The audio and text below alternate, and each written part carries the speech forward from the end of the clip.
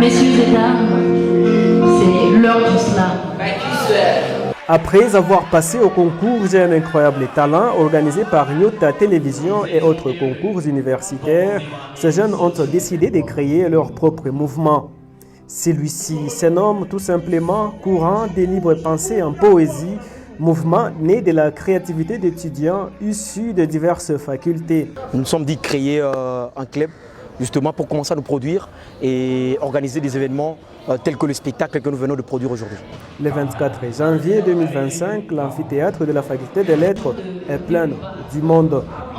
L'ambiance est électrique et tous les regards sont rivés sur scène pour découvrir des prestations poétiques et d'islam qui dépassent toutes les attentes. Je suis un Africain des sangs et des peaux, celui que l'on appelle l'albinos. Ma couleur racine et tous mes mots. Vos regards évitent mes yeux atroces, rougeâtres, grisâtres, cheveux blancs. Ces spectacles islamo-poésie conçus pour promouvoir la poésie orale et l'islam comme moyen d'expression artistique a offert une plateforme inédite à de jeunes poètes.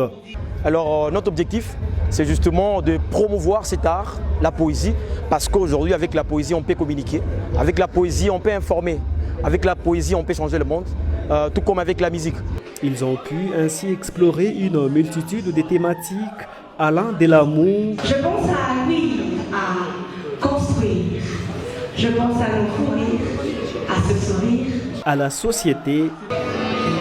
La société décolle une mauvaise image des spectacles de pédale de la parité hommes et femmes. En passant par l'identité personnelle. Nos autorités me traitent comme si c'est moi le frère du diable. Nos pasteurs me traitent comme si c'est moi qui ai Christ. Le public présent en masse pour ce premier rendez-vous d'islam et de poésie a été emporté par des mélodies des mots.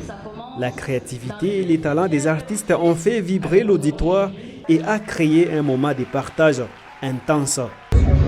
Cette première édition, pour un début, je la juge tout à fait parfaite.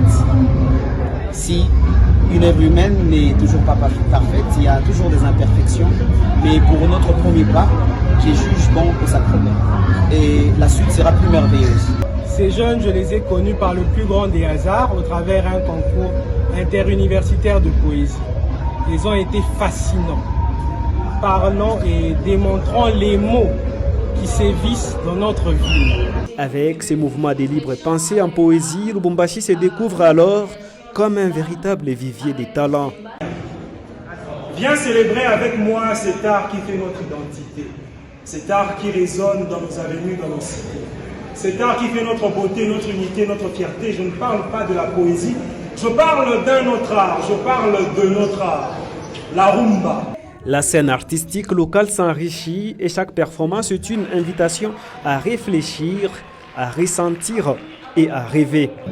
Si c'est en observant la douceur de tes lèvres que tu me trouves ivre, alors laisse-moi t'écrire un livre qui parle de toi. Ceci n'est donc que le début d'une aventure prometteuse pour ces jeunes poètes et pour la culture de la région. Mon pays par terre, mon pays, ses propres enfants lui font du mal.